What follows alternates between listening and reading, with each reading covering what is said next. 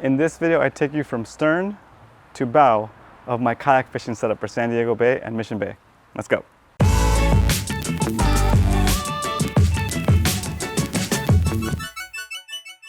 Hey, Roman Castro here. Welcome back to the channel. If it's your first time here and you enjoy kayak fishing in San Diego or anywhere in the world actually, consider subscribing and hit that bell notification so you don't miss anything. All right, let's get right into it. We're gonna start from the stern, which is the back of the kayak, and we're gonna go all the way to the bow. And I'm gonna show you everything I use along the way. So here we go. Also, if you go to romancastro.com/resources, I'm gonna have a list of all the gear I talked about today.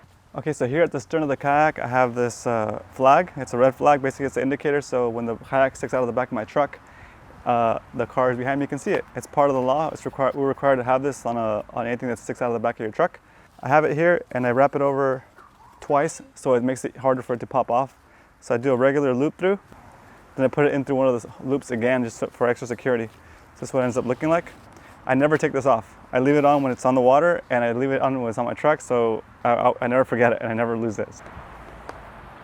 So the next thing you need for sure is if you have a PA 14 like I do, or a PA 12, or just a big kayak, the Trax 230 cart. It's amazing. It does all the heavy lifting, and these big beach tires do so well in the sand. So Hobie Trax 230, awesome cart. And if you don't know how to make this hack, so you can load your kayak on the cart by yourself without tilting or scratching your kayak, I'm gonna put a video for you up here. The next thing is, of course, you always want to have at least one kayak paddle, or at least half a paddle, on your Hobie in case your drive breaks. You'll be able to get back to shore safely. Another good point on this is if your rudder breaks, you can continue to use your pedal drive to get forward momentum, and you can use your paddle to steer it. So you'll be in good shape getting back to shore. Okay. Anyway, at least half, or if not both, of your paddles. Okay. I like to roll with this Hog Trough, 30 inches plus a little bit of space here. For most of the fish, I would intend on keeping here in the bay, like a halibut.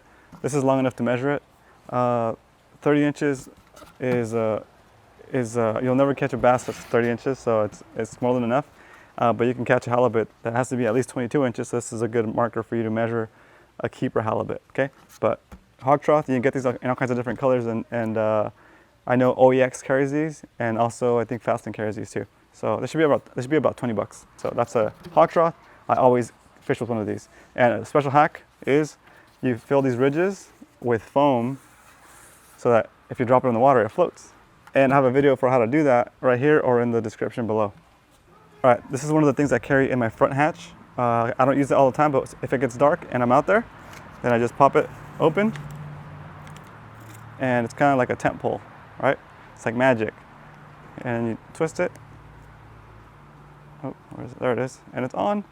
And now you could either put this in a rod holder, or if you have a rail system, you can put that in the slot. Okay, but super handy, super out of the way. When it stores pretty well. Pop it, pop it, pop it, put it there, and then you just kind of wrap this around. I like to wrap it around there, and I wrap it last time around the light, and there it is. It goes in the front hatch always, in case I get stuck out there and it gets late. I want other boats to be able to see me. Next thing is safety first, guys. You always want to wear a PFD. Here's my automatically deploying PFD. It's super comfortable, out of the way. I don't like the big padded ones because the back is pretty much empty, right? You won't feel it against your back, but this is pretty comfortable. And if you fall into the water and you're unconscious, it automatically deploys and you'll be safer. I'm not gonna say it's 100%, but it's better than nothing, right? So this is an Onyx. The $100 model that's manually deployed, where you pull this and it expands. That one's like 100 bucks. This one's 120 bucks, 130 bucks. Totally worth it. Pay the extra 30 bucks, extra 20 bucks, so it's automatic deploying. Okay, there it is. This is an Onyx PFD.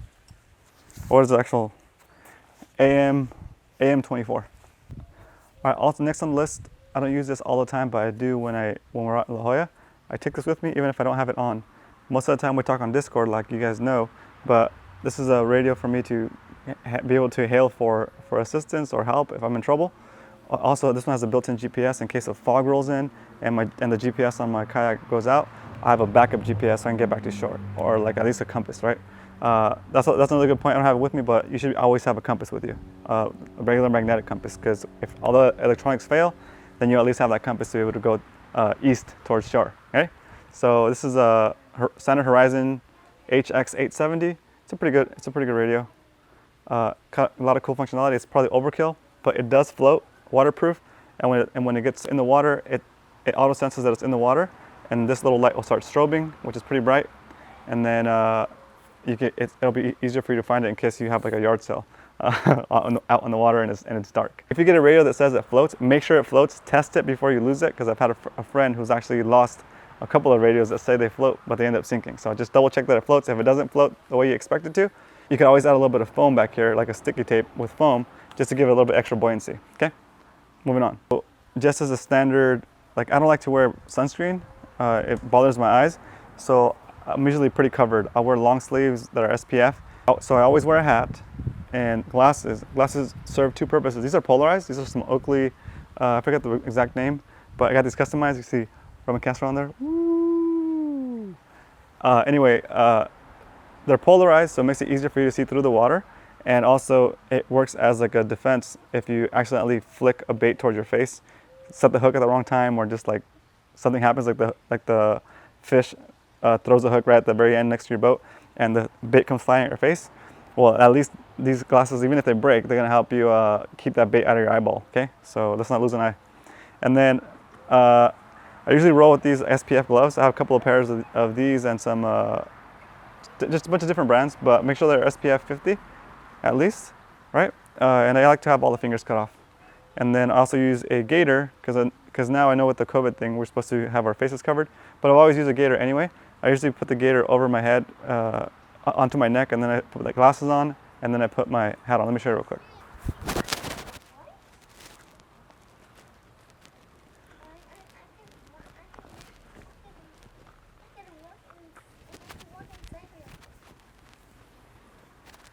With this, so it covers the back of that cable. It's on your hat, so it doesn't keep sliding down.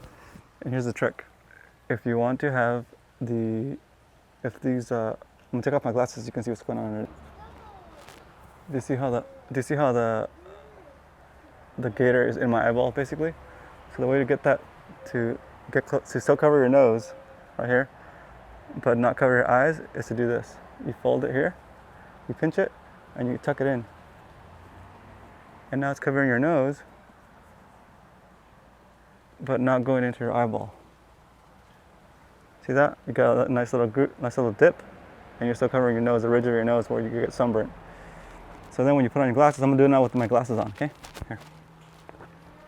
Put my glasses on. All right, see the ridge of my nose right here? So now I'm gonna put the gaiter up all the way over my glasses. This. Over the back. Then I'm gonna pinch it so it gets under my glasses. Actually, I have too much material out there. Under my glasses. There you go. And now, my nose is covered over here all the way to almost to the ridge, and that's okay because I had to cover the rest of it. But also, there's a gap between my glasses and the gaiter. See? And that makes it less likely for your glasses to fog. That's what's up. There you go. So, extra tip. All right, next I have two shoe options: summer and most of the other time. Okay, when it's cold and I don't want to get my feet wet at all, and I know I'm gonna be launching from the bay and I'm not gonna be wading in the water like in La Jolla, then I wear these shoes because the water usually doesn't have to come up to above my ankles because of the way I launch.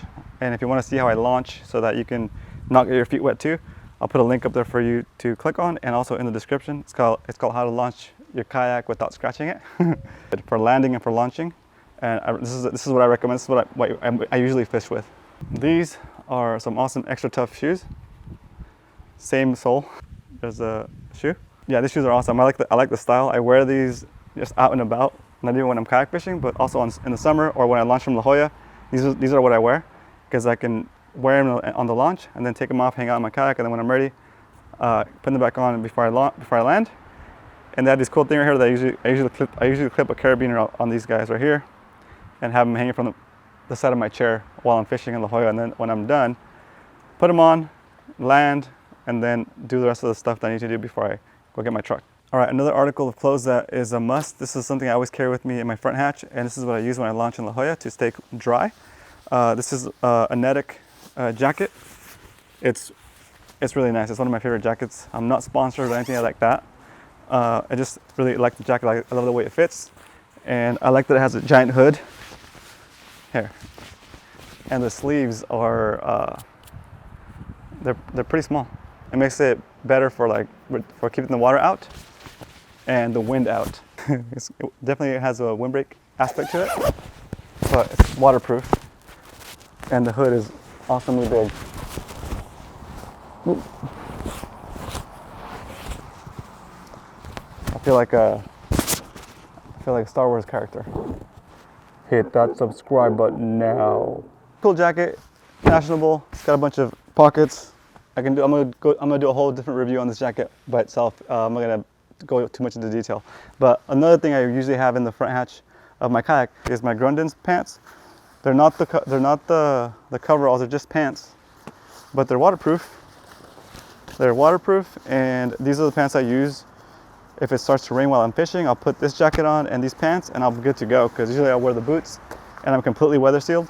Also, these are the pants I wear if I don't want to get my clothes wet launching out of La Jolla. So I'll wear these pants and this jacket over that, and they overlap enough that I won't get wet underneath. These are pretty cool items for when you're launching in and out of La Jolla. Also, if the rain catches you out there and you're fishing and want to keep fishing, just put on your rain gear and you're good to go. Okay, so I always carry a pair of scissors with me. These are the scissors I use for when I'm changing baits or need to cut up a mackerel to make bait, and these fish grips. So I used to use these for all the fish. Now I only use them for spotties. And when you're using them, if you have the spotty pinched, let's say pretend these scissors are spotty, don't use this to pinch it up like that, because this is gonna rip through the bottom, like basically this part of the fish, the skin behind the jaw and between the throat. This will rip it. Okay, so I always carry a pair of scissors with me. These are the scissors I use for when I'm changing baits or need to cut up a mackerel to make bait, and these fish grips. So I used to use these for all the fish. Now I only use them for spotties. And when you're using them, if you have the spotty pinched, let's say pretend these scissors are spotty, don't use this to pinch it up like that, because this is gonna rip through the bottom, like basically this part of the fish, the skin behind the jaw and between the throat. This will rip it if you push through. So on bay bass, I'll use the grip sometimes if I have a treble hook in there that I can't get out with my hands and I want to risk the treble hook getting in me. I'll use these, but then I'll always use my other hand to keep the weight of the fish. I don't want to do this because that'll rip the fish's throat skin, right? For spotties, for the most part, you're pretty good because it has a thing, but for halibut, the first 2 times I try to use this on a halibut, once you have it gripped, they go so crazy that this will usually rip the bottom part of their throat, and we don't want to do that. So I stopped using these on halibut. I only use a net now, or a gaff if it's big enough and I'm going to keep it. Okay. So anyways, I always roll with these, and I like having them right there for easy access on the right side, and I do that with the Burley Pro seat modification that I'll show you in a second. Check this out. Next is this Lowrance Elite TI212. This is a giant fish finder, but I love it because I can do the side scan on the bottom of the screen, and then on the top half I can do sonar and then down scan, or I can do GPS like a structure and then down scan on top overlaid on the sonar, and then in the bottom I can do across the whole bottom the side scan. So it's a super cool sonar. It's huge, but I know it's enormous for a kayak, but it's perfect for how I'm fishing it. Yeah, you don't need to get a 12-inch display. A 9 or a 7 would be great, but I just know that since I want to run sometimes all 4 things, the GPS location so I can see the structure and see where I'm at and where I'm drifting, the sonar, which is a regular down scan, and then the down scan, and then also the side scan, the active scan, which lets you know what's going on the sides of the kayak. All right, so next we're going to talk about the rods I fish with. For Mission Bay and San Diego Bay, I usually fish just 4 rods. Actually 5 rods, but one is out of service because I need to figure out what to do with my crankbait rod. But this is my extra light setup. This is a 1000 size reel. It's a Daiwa Fuego LT 1000D on a Phoenix FTX series feather rod, FTXS 6.9 medium, 6 to 12 pound lure, 6 to 12 pound line, 1/4 ounce to 5/8 of an ounce. So it's a really light setup. It actually does feel like a feather, and I use it for throwing little small swim baits like this, right? Oops. Little baits like this, and you can tell this little gulp thing's right on there. So I need to do the hack where I can soak it so I can take it off the hook. Next is one of my bread and butter setups. This is also a Phoenix FTX series feather rod. This is a 7.7 medium. It does 6 to 14 pound line and 1/8 to 3/4 ounce lures.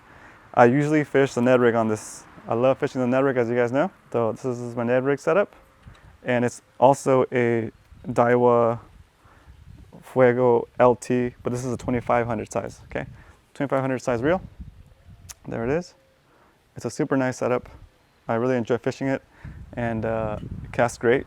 Yeah, so this is my Ned rig setup. This is my setup for throwing a little bit heavier stuff. This is a Corrado 200E5 classic reel, and I'm running this one on a Phoenix M1 rod, and it's extra fast, medium action, 7-8 foot rod, 1/4 ounce to 2 ounce lures, and it can handle 10 to 25 pound line. Super cool. I have a 50 pound braid on this to whatever 20, 15, or sometimes even 30 fluorocarbon leader. And I use it to throw this kind of stuff, like underspins and just bigger setups. You know, I've been playing around with using a clip with these setups because it wastes less fluorocarbon, and it's faster for me to switch out baits, and I don't get lazy because sometimes I think like, oh, I don't want to switch a bait out right now, so I'll keep fishing that bait even though it's not effective. So that gives me a little bit of motivation to switch out the bait really quick because it's easy to switch. I don't have to tie the knot all over again. This is my A-rig setup. This is also the setup I use when I throw the Go Fish cam.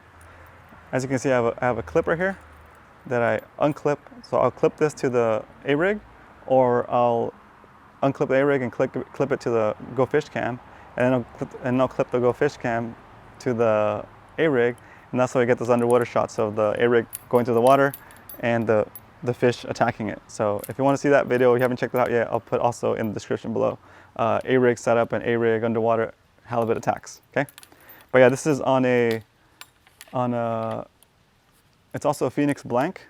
It's a 7.9 heavy, 12 to 32 pound line, and 2 to 8 ounce lures. Okay, I'm running actually 65 pound braid on this reel, and I go 65 pound braid straight to the swivel with a Palomar knot. Okay, and this is actually a Abu Garcia Toro S, Revo Toro S 60. The 60 is the one with the big handle. This is a 5-3-to-1 reel. It's a slow reel, but it's got a lot of torque. So that's exactly what I need when I'm pulling an A-rig or a camera through the water. I don't want to just like try to power through it. It's more turns per less line coming in, so it gives you more torque on that spool. So that's what I want. Anyway, that's my setup for A-rig, and that's my setup that I'll use to throw bigger stuff. And sometimes I'll even modify this setup for in a pinch. I'll use this setup for like rock fishing as a second setup in La Jolla. Okay, besides the net, which I don't have on me, it's in my truck, but I'm just gonna go with it. I use a Gaff. Here's my ProMar Gaff. It's extendable. So I turn it here, doubles in size, and this is long enough for a kayak fisherman. And